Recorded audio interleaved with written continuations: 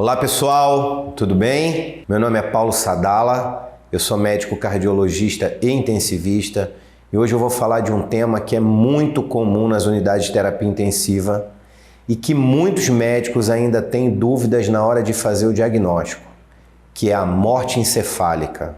No vídeo de hoje eu trago alguns protocolos para orientar os médicos intensivistas no diagnóstico desse quadro dentro da UTI.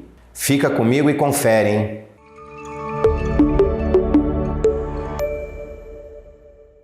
Primeiramente, o que é morte encefálica? A morte encefálica é a definição legal de morte. Ela é definida como a interrupção completa e irreversível de todas as funções cerebrais, mesmo na presença de atividade cardíaca ou reflexos primitivos. Ou seja, mesmo quando o coração do indivíduo está batendo e ele tem alguns reflexos, como alguns movimentos de membros do corpo, ele pode sim ter tido uma morte encefálica. Porque mesmo quando não há funcionamento do cérebro, é comum que ainda exista alguma atividade cardíaca e alguns reflexos durante algum tempo. Então, doutor, quando que eu vou saber que o paciente está de fato com as atividades cerebrais interrompidas? Bom, existe uma série de protocolos para diagnosticar a morte encefálica e no vídeo de hoje eu te explico cada um deles.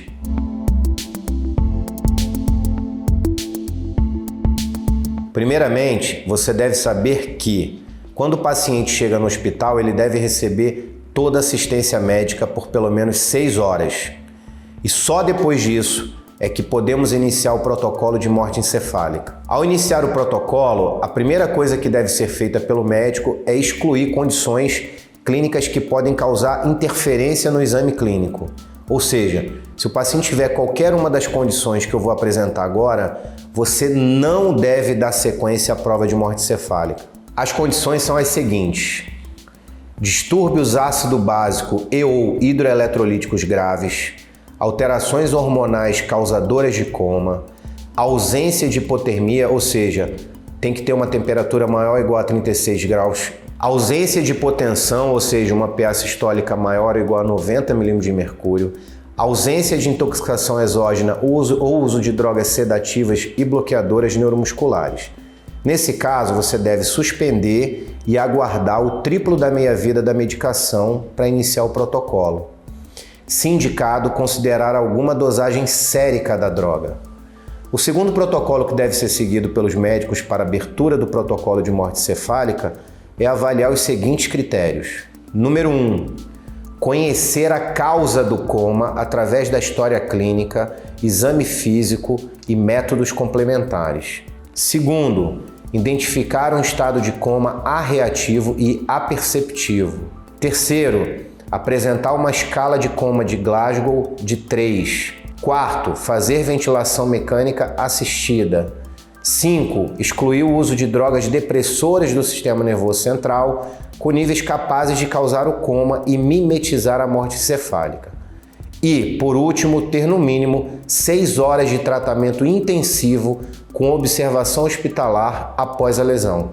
A terceira orientação é em relação ao primeiro exame clínico neurológico. Nesse caso, o médico deve fazer um checklist, verificando se o paciente apresenta todas as condições necessárias para realizar o exame, tais como coma aperceptivo, pupilas fixas, médias e arreativas, ausência de reflexos, ausência do reflexo óculocefálico, ausência de resposta às provas calóricas, ausência de reflexo de tosse e apneia. Identificadas essas condições, partimos para o primeiro exame clínico neurológico, no qual vamos avaliar o coma, confirmando se é um coma com exame bilateral, com escala de coma de Glasgow de 3, examinar os reflexos de tronco encefálico e, por fim, realizar o teste da apneia. Depois, partimos para o segundo exame neurológico.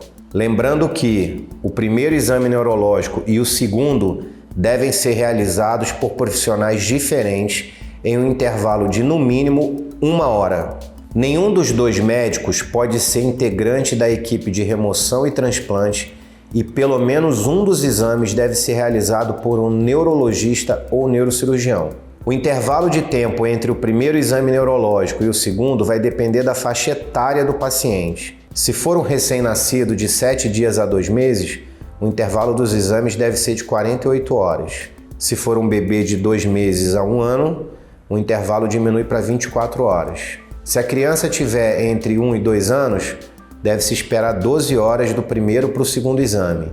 Se tiver mais de 2 anos de idade, o intervalo passa a ser de 6 horas. E se for um adulto, deve-se esperar 1 hora. O quinto passo para confirmar o diagnóstico de morte encefálica é realizar o exame complementar confirmatório. Esse exame pode ser um exame de fluxo, atividade elétrica ou de metabolismo. Nesse caso, o médico escolhe qual desses testes vai realizar. As principais opções utilizadas são o eletroencefalograma, o Doppler transcraniano e a arteriografia cerebral de 4 vasos, podendo fazer também a tomografia por emissão de fóton único, tomografia por emissão de prótons e potenciais evocados somatosensitivos. A constatação do óbito se dá então no momento da conclusão do protocolo, o que pode ser no momento da segunda avaliação clínica ou do exame complementar. Prevalece aquele que for realizado por último.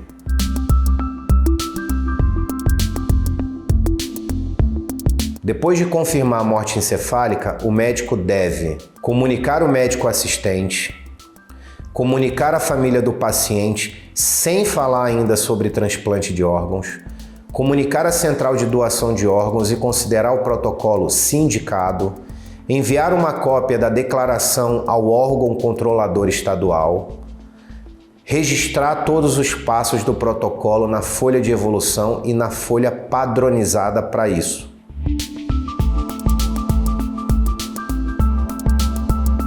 Primeiro, o médico deve se atentar para o preenchimento correto da documentação, evitando escrever termos como morte encefálica ou parada cardiorrespiratória, pois esses são eventos da morte e não a causa. Segundo, toda morte violenta deverá ser encaminhada ao Instituto Médico Legal, acompanhada do relatório cirúrgico de cada órgão retirado.